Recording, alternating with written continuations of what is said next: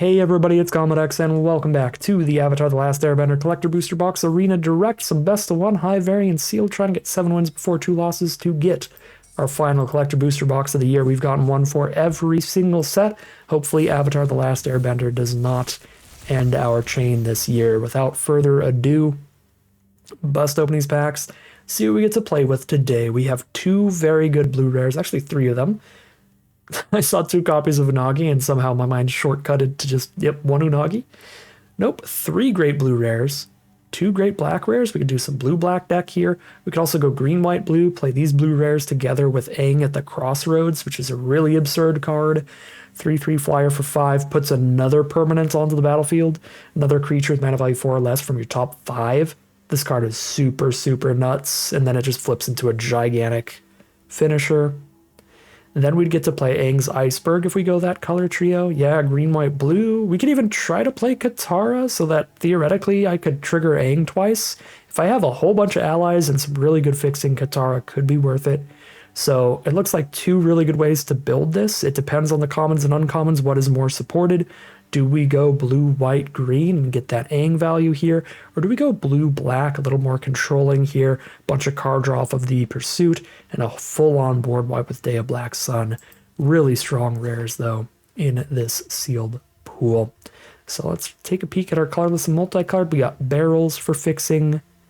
That's it for that. I mean, there's an Aang's Journey, but I don't think this is particularly good if you don't have, like, solid shrines to grab, and I don't think the shrines in the set are super good. So I don't love the Aang's Journey as fixing, but you can use it in a pinch. We do have 2 of the filtering lands, White Lotus Hideout as well as Rumble Arena. And 1 green-blue dual land, 1 white-black dual land, and a white-blue dual land. So if we want to play blue, white, and black together, we actually have 2 duels towards that. Green, blue, and white together, we have 2 duels towards that as well. So green, blue, white, or white, blue, black, looking like solid places. Mana fixing wise. Any multicolored cards to keep an eye on? Most of these are hybrid, which is nice. You can randomly shove them in. Mainly just the Messenger Hawks looking good. Poxbearers could be fine. Early Roadblock, early Chumper for us. Double Dragonfly Swarm, but none of our rares really align into red. So unless our blue-red lessons pile looks really consistent, that's probably not happening. Okay. So what do we got? Oh my god, 4 Forecasting Fortune Teller? Tell me to play blue, Arena. Jeez. We don't have, like, any interaction in blue. There's no counter spells, no bounce spells, no removal whatsoever. So we want to support this with a color with a lot of good removal, ideally. Our white does have the Earth Kingdom Jailer and the Aang's Iceberg, if we go blue, white, green. So try to do blue, white in the core and splash it in the green, maybe? Let's see, what does the green have for removal? Green has no removal. Green does have really good fixing, though. 3 copies of Shared Roots. That's very funny. And you would want to play green as the core color in order to play that, because it's a 2-mana play. You want the green early. So it's got those. It's got a Badger Mole. So it just has decent creatures and fixing. It doesn't have any interaction. We're not doing very good at responding to what our opponents are doing. So if we want to play the blue, white, green Aang deck, then I really think we should play blue, white at the core, because at least we get 2 removal spells out of white. Instead of the 0 we get out of green and blue. We get Earth Kingdom Jailer, we get Iceberg. So we play all of these. And then we play Aang at the Crossroads. These Fortune Tellers get double triggers off Katara. Anybody else got enter triggers? Oh, it doesn't even have to be an enter trigger, just any triggered ability. So double triggers off Healer, but those aren't that good of triggers. Double trigger from Earth Kingdom Jailer. Double trigger from Glider Kids. Not a great trigger. Snowballers is a good trigger. Yeah, this would be a Katara deck, I feel. Double Death Trigger off Poxbearers is cute. We play the barrels for fixing. I don't know about Aang's Journey. Got a blue-white duel. We got a green-blue duel. I can play the Platypus Bear.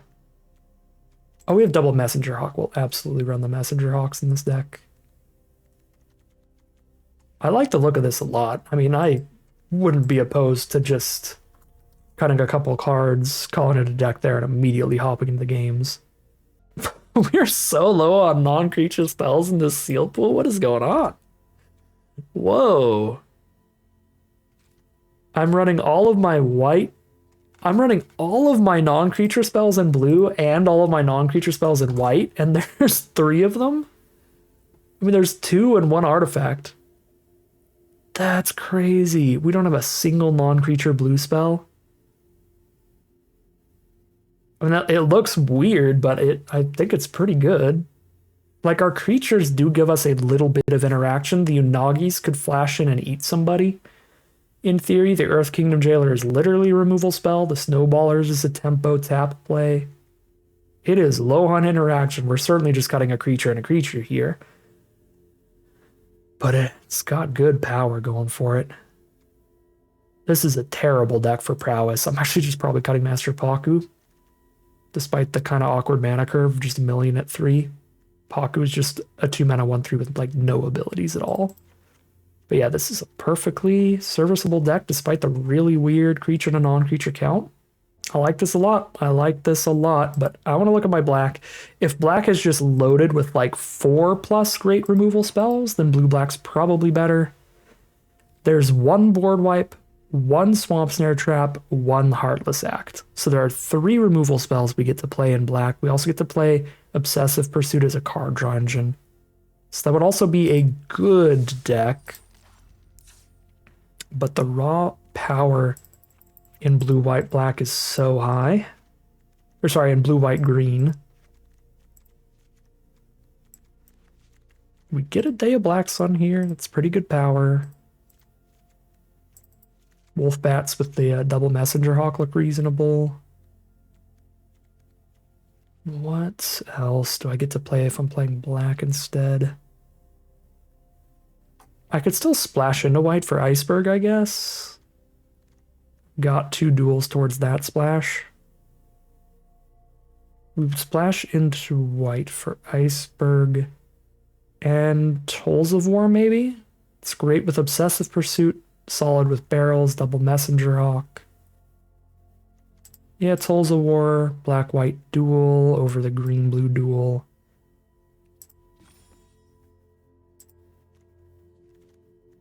Play the Iceberg here.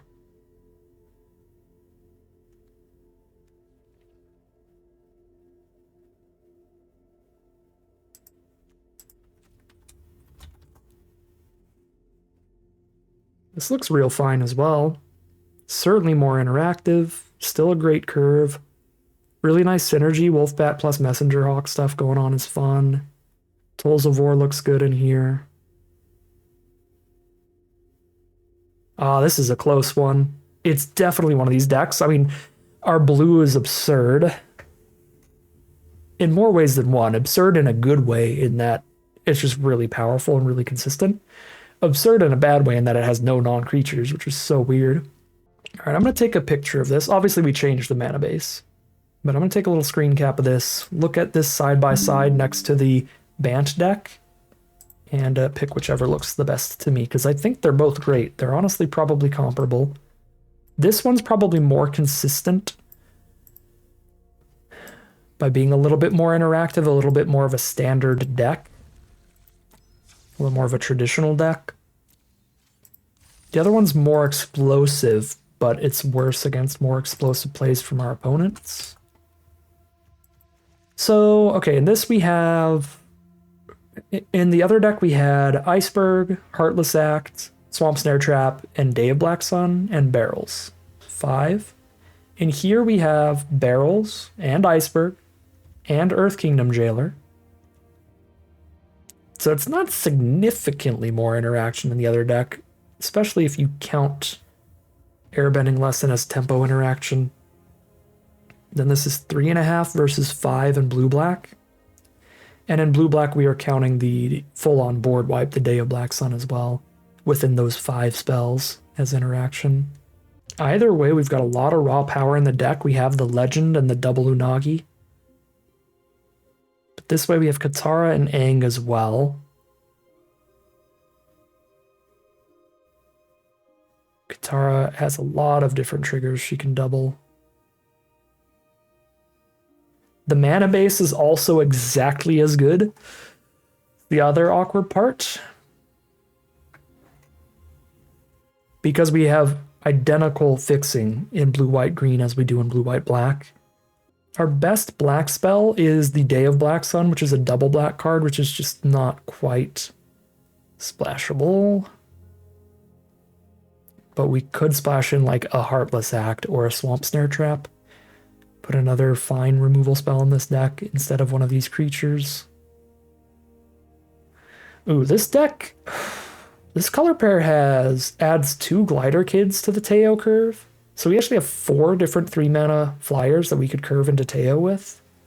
It's got that going for it as well. More creatures to spit out with Aang, obviously by being basically all creatures. I'm gonna be an idiot. I'm just gonna play the pretty much all creature deck here. We'll call it a deck here, hop to the gameplay, see how far Oops All Creatures can take us as we head into the gameplay. Alright, here we are on the draw for game 1. Solid opening hand. One of our few pieces of interaction in here. And tons of power. I'm gonna drop the Poxbearers against open, one in a blue. Rather the Poxbearers get quenched. Looks like we're fine.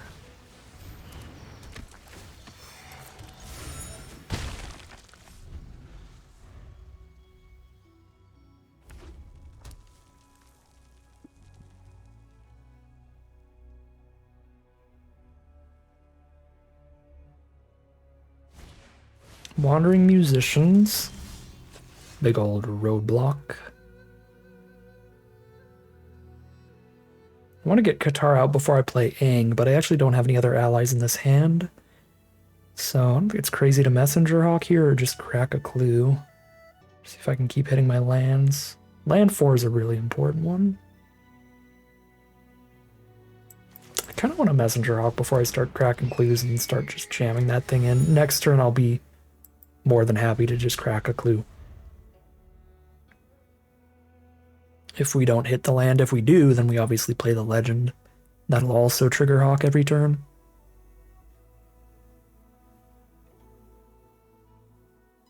So Musician's attacks is a 3/5 here. It already has pretty good attacks. And then there's their Legend, the red one. Very, very good one. Draws 3 right when they play it. One of them is Redirect Lightning.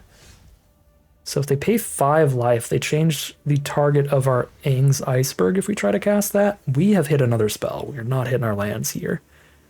So I don't even have a choice of trying to Iceberg something. So we just draw a card. Don't want to play anything targeted until that's exiled forever. Thank goodness we hit a land. Probably using that to draw another card here. Yeah, I don't need to save these clue tokens for more Messenger Hawk damage. I've got another Messenger Hawk. And tons of other ways to draw.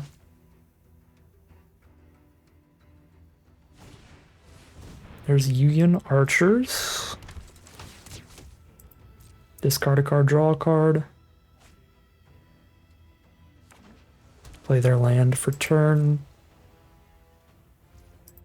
Draw another card here. They've got 5 mana up. They could have the 5 mana counter spell. Be pretty rough. No lands this game. If we wait for the Legend of Roku to flip, they have 6 mana up. They don't have any firebending. They don't get to make an 8/8 yet. They don't get to make an 8/8 yet. So I don't have to Iceberg away the Avatar until my next turn. So we go for the Legend trying to hit lands. If they have the counterspell, they have the counterspell. At least they don't counter Aang's Iceberg. Maybe I go Fortune Teller over the Legend, because that'll draw me 1 and get through Quench at worst. We know they didn't have a Quench in the opener, but they may have drawn it in the meantime. But again, they have 5 mana up, so they could also just have the full-on 5 mana counter no matter what. I think I just go Legend.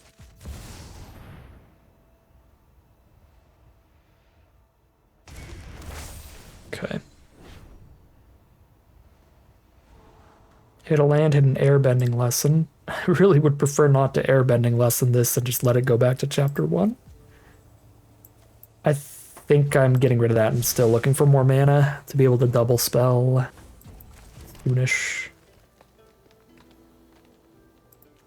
Messenger Hawk for archers is fine by me. They want to block here. Cool.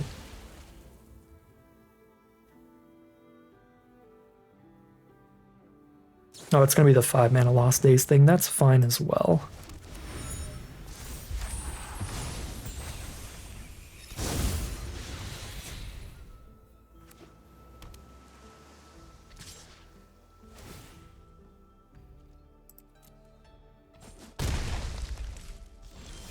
Okay, we can play around Quench. But if they have the counter any spell period, we lose pretty hard here. So I have to iceberg this before they untap, because then they untap, play a land, make a dragon. And I have to iceberg as the first spell in case they top decked Quench. Yep, this is kind of the only line. Just iceberg right now.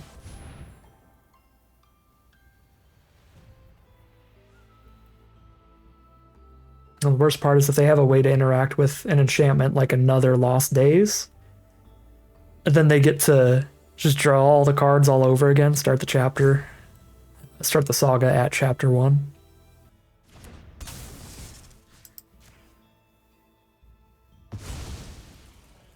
Okay.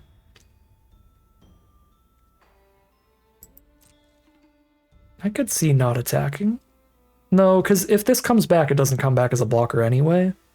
Yeah, no, we attack. And then...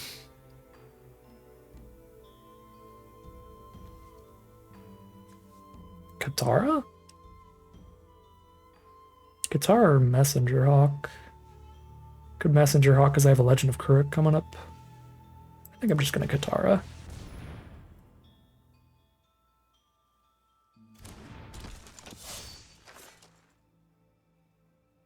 If they're playing like another threat here, we can Aang and try to make a million blockers. Ooh, we've been double mythic. And it's my best friend, the owl that's killed me 50 times. It's not a day of my life I don't get killed by Wan Shi Tong.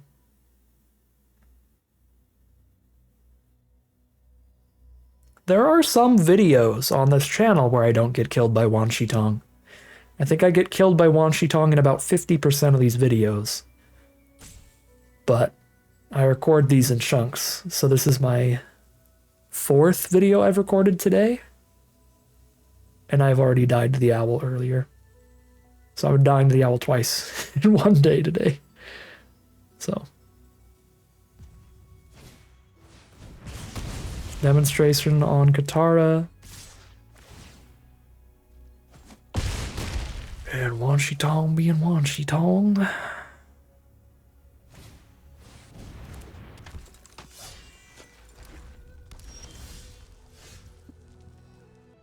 Both of their mythics drew them multiple cards as well. Wan Shi Tong drew 2 on ETB. This one drew 3 on ETB. So even if we're like the more interactive blue-black deck, I think we get crushed here. That's sealed for you. Just Aang for double permanent.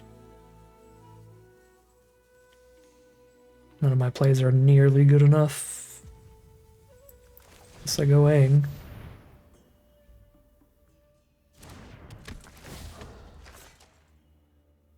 Four lands and a Pox Bearers. I suppose we're going to put out a Pox Bearers then.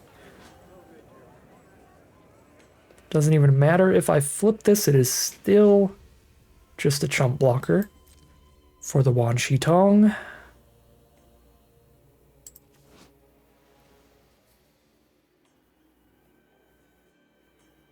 But then I guess I have a slightly wider board to try to somehow crack back for lethal.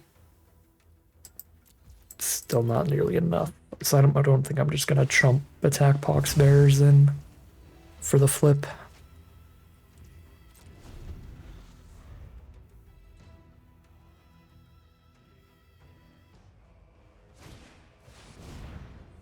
There's the best uncommon in the whole set.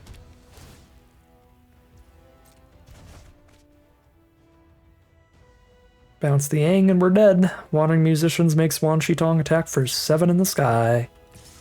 And that's magic, baby. I don't hate how I played that game, and I don't hate how I built this deck. I think that's just how the cookie crumbles for that game. Pretty much whatever we do, we're going to lose that one.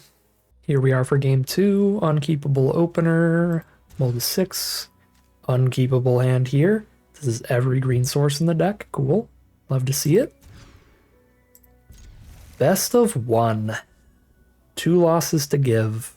All it takes are these 2 games of Magic, and what may be our strongest sealed pool is just instantly out of the showing. Pretty much. I mean, we'll see, but 5-card hand is a huge detriment to your chances. And these hands were completely unkeepable, and either deck we play is running essentially the exact same mana base. So the exact same thing would have happened with the blue-white-black deck. Or could have happened with the blue-white-black deck. Playing against Boros.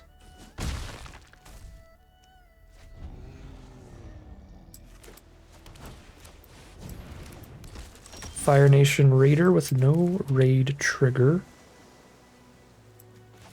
Let's lead Katara and pass, holding up the Pox Bearers as the chumper. It could theoretically chump and make 2 1/1s. Or if they have removal for it, they would kill it and then it makes 2 1/1s. Okay, they kill Katara instead. I still have the block for Raider. So no attacks with that. Drawn to the Unagi for later. Let's scry with Glider Kids looking for mana. Do not need a second Unagi. 1 is more than enough. That's not true in real life, though. Unagi is absolutely delicious. I will take as many Unagi skewers as I can get. Big old Appa.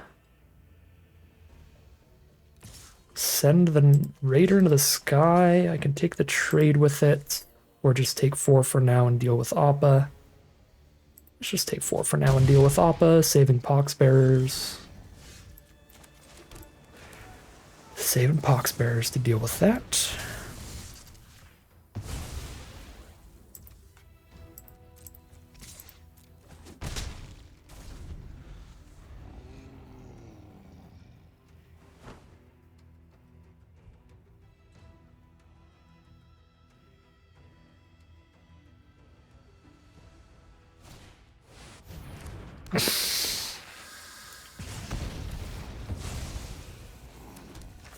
That was almost the last card I was expecting to get got by, but here comes Mongoose Lizard.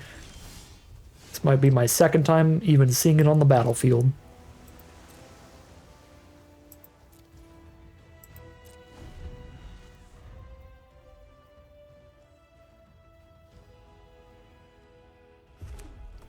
That thing is just gonna kill me.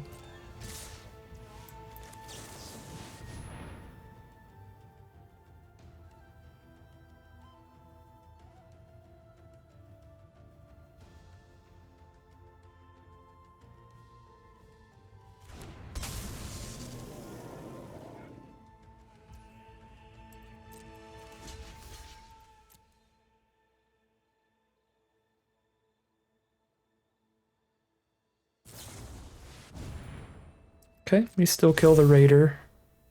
Go to 5. I'm very happy I didn't try to go double block on the Lizard, because that would save it from that, unless I blocked with my whole board.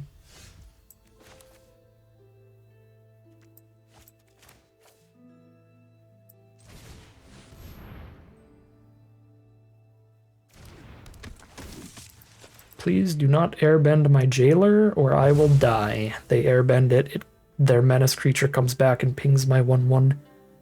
Even if I hold up all of my blockers, I'm dead to them airbending Jailer during my turn. So we might as well attack. Because again, even if I hold everybody back, they could go airbend the jailer, get a 5/6, ping the 1/1, attack with menace, and kill me.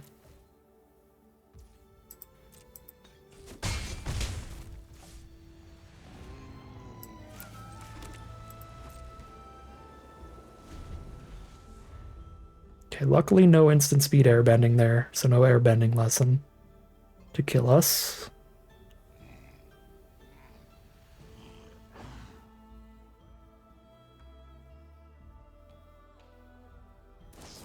They do have the firebending lesson to get the mongoose back and kill our 1/1. I have to double trump the menace.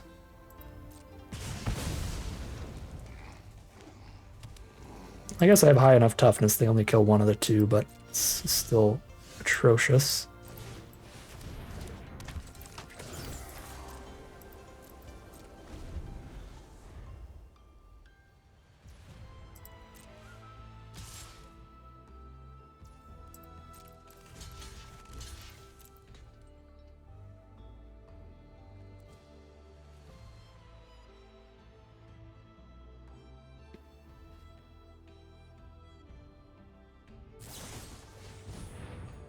Draw's good.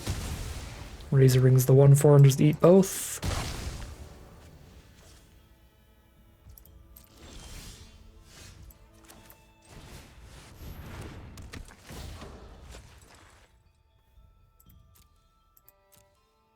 None of these have 3 power, so it's just gonna be double trump. This only triggers off of creatures leaving, so getting a clue token doesn't change that. But getting a clue is better than scrying one if I don't have the power to kill the mongoose lizard.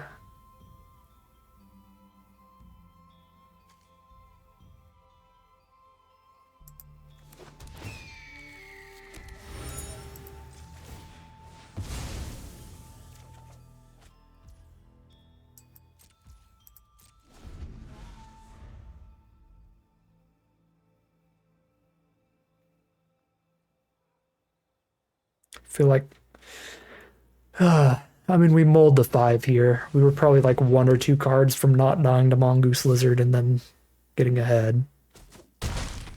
And we were down 1 or 2 cards from mulliganing, so that is what it is. That is magic. Yeah, I mean, our black deck would have played a bit better in that final game, but it would have been running the same mana base, just swamps instead of forests, blue-black instead of green-blue duel. So we would have been on a mull to 5 regardless, but then we would have had a chance of, instead of the 3 removal spells, we would have 5 pieces of interaction, 4 and 1 Day of Black Sun. So I would have slightly more outs to kill that mongoose lizard there. So slightly more likely to stabilize. Right, like instead of this rare, I would have had this rare. And then I would spend all my mana to blow up 1 mongoose lizard with my board wipe. If I drew this rare instead of this rare, it still feels like a losing game after a mull to 5 like that. Even in the blue-black build. And the first loss was absolutely crushing, period. Yeah. Man. Alright, well, today's video is just showing off the variance of best of 1. We got to be the Palchi on a day. 16 no 7-win runs, even though we have a good deck. I'm doing what I can, but there's just nothing we can do in those 2 games of Magic. 0-2, our worst run yet, and that's Magic for you. That is why I do not recommend spending $40 on this event unless you are a grinder who has the time to do tons and tons of runs of this, to play it enough to make it likely you find your win streak at some point, or you are a content creator like myself, where you're doing this because it's what people want to watch. That is going to end today's video. As always, I'd like to thank my patrons and YouTube members for their support, as well as you for watching the video. If you enjoyed it and you're interested in seeing some more, you can always like, comment, and subscribe to tell the YouTube on to send you some more in the recommended feed. If you'd like to support the channel directly, you can check out the Patreon link in the description below. And other than that, as always, thank you very much for watching, and I'll see you again soon for some more Magic Arena.